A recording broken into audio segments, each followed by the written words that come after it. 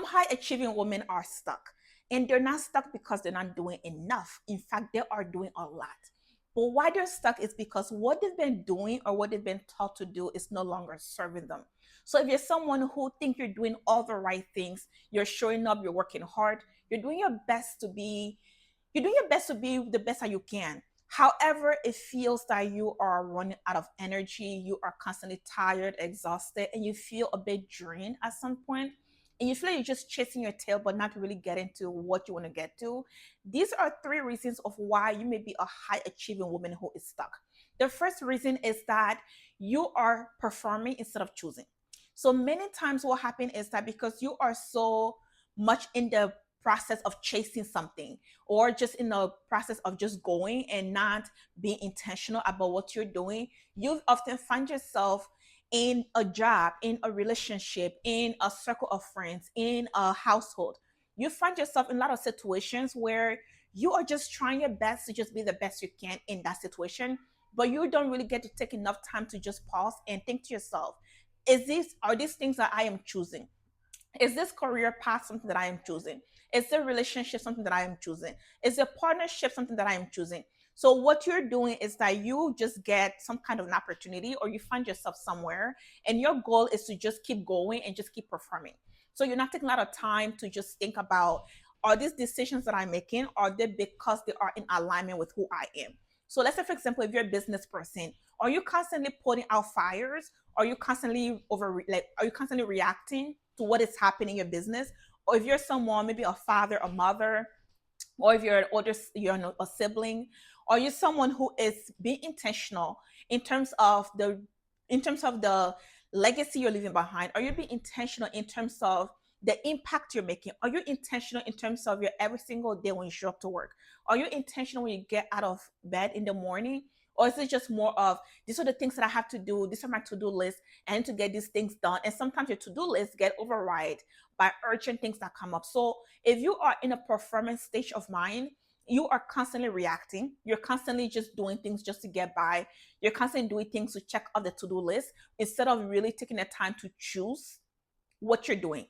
So instead of choosing what you're doing, it's almost like you are a performer who gets thrown in the show, and you're saying basically, hey, go ahead, camera, light, action, go ahead and act the scene for us. And you're just going with the flow of things instead of really taking the time to be intentional to make sure that what you're doing is something that actually is in alignment with who you are.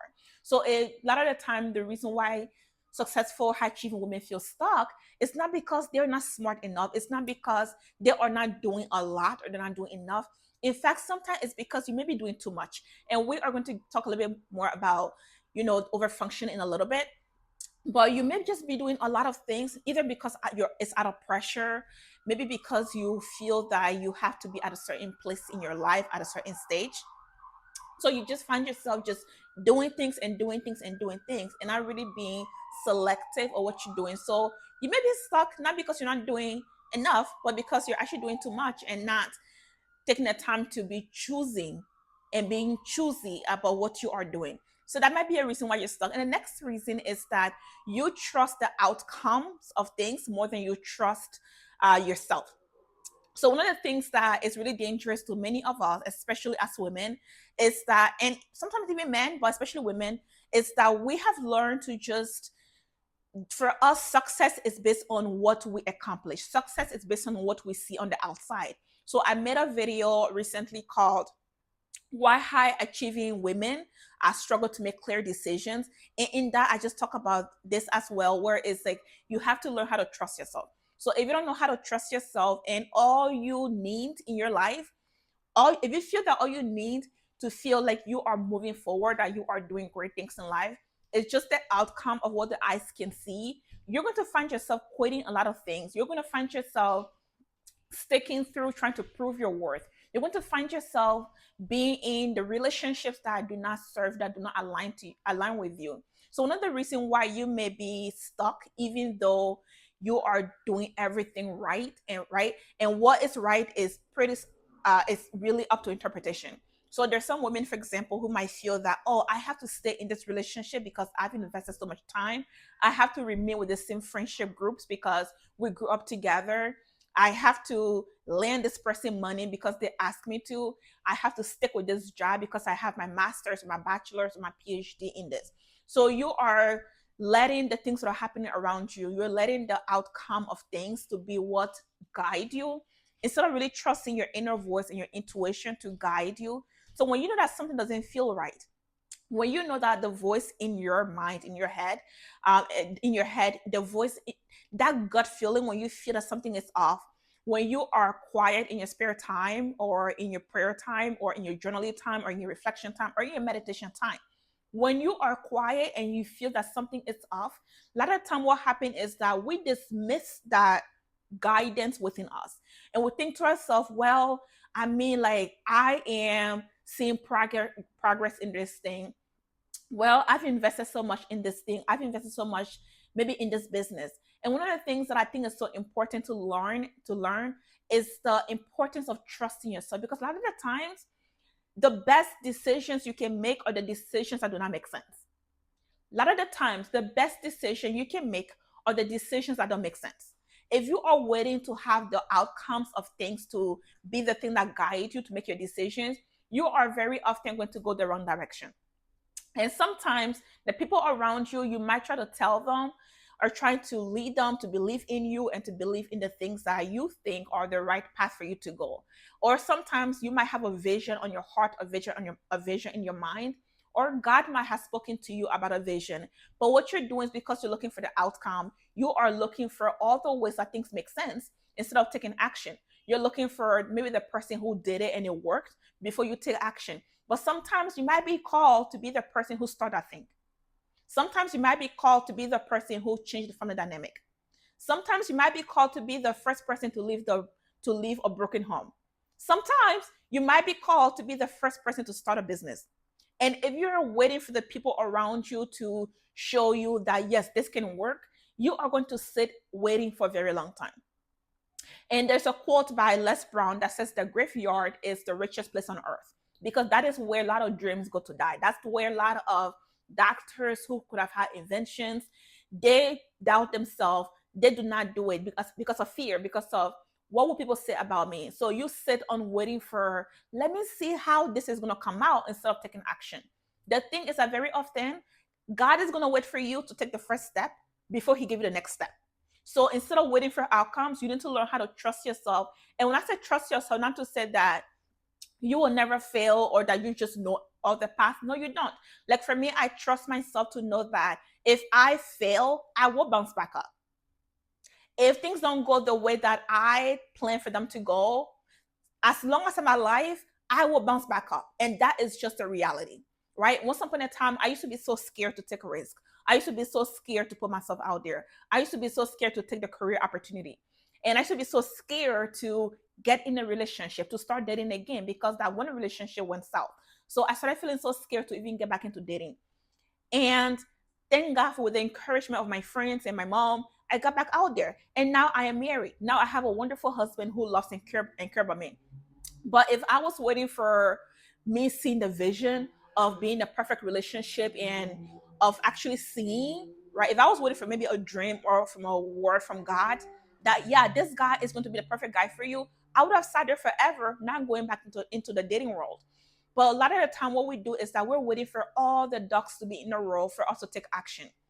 And the ducks will never be in a row unless you start taking action. So while you're waiting for the outcome to guide you, you have to learn how to trust yourself to know, you know what? I know enough to take the first step. You know what? If I fail, as long as I am learning from the process, it doesn't matter, because I am going to bounce back up. You know what? I am strong enough. I've accomplished, or I've, overcome enough for me to be able to take the first step.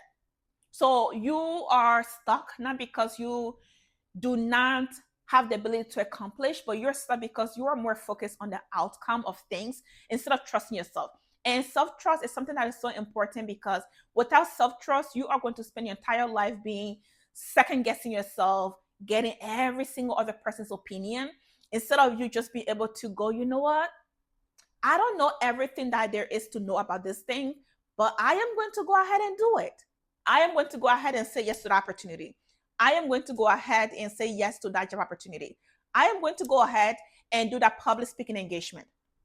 I know a lot of people struggle and they're fearful of public speaking, but I am going to go ahead and do it. You know what? I don't know how to write a book. I am going to go ahead and write a book. I'm going to learn what I can, and I'm going to take those lessons and I'm going to go ahead and do it. You know what? I've had my heart broken, but I am going to go ahead and date again. I'm going to let that sit. I am going to go ahead and date again.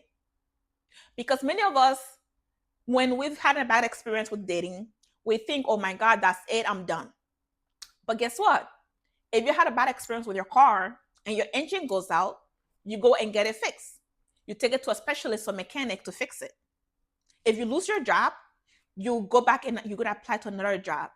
So why is it that when, I don't even know why I'm talking about relationship, but maybe someone needs to hear this. So why is it that when the relationship doesn't go well, it doesn't go as we plan, we call it quits?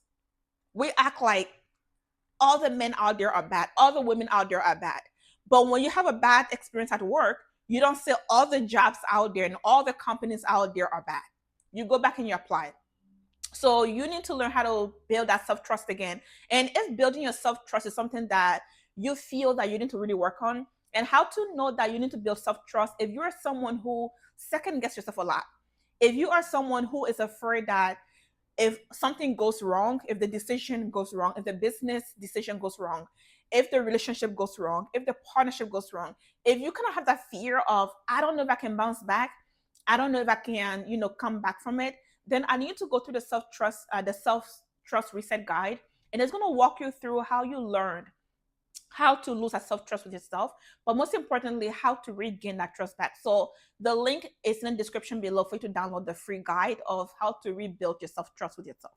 And then I would say another reason why many of us successful, high achieving women are stuck, even though we're doing all the right things, is that we are over functioning. Oh my gosh, I am the queen of over functioning. What do I mean by over functioning? I mean, you do so much. Just because you can do something, it doesn't mean you should be doing it.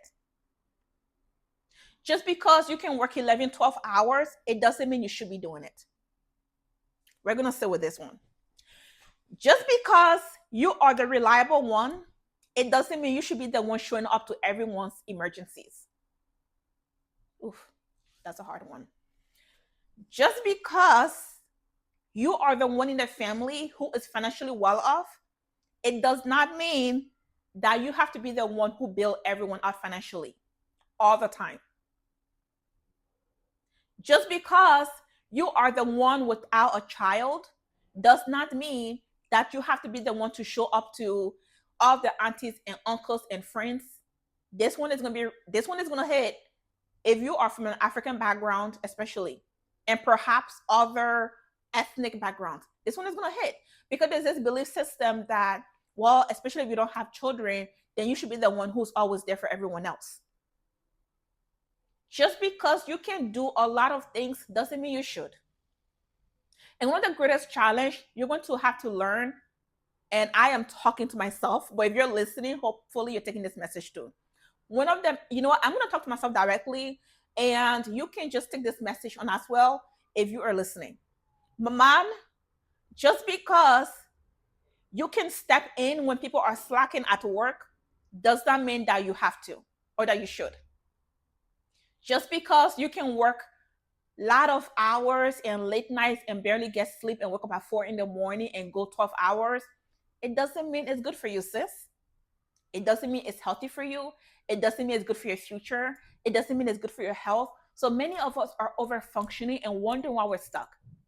It is impossible and almost difficult to really propel forward, to really move forward and be successful and achieve and accomplish the things that you want to accomplish and accomplish the goals and the vision in your heart and your mind when you're too much in motion. You can't capture the beautiful picture when you're just strictly emotion, right? The amount of times especially in the fall and winter, when I am driving somewhere, in the fall and summer, when I'm driving somewhere and the view is so beautiful and I want to take a picture while the car is moving, the only way to really get the best picture is I have to stop the car. I have to stop the car, or at least I have to slow down. So when you're over functioning and doing everything and being everywhere and being everything to everyone, and you wonder why you feel stuck. Why won't you feel stuck? Why wouldn't you feel stuck when you are literally constantly in motion?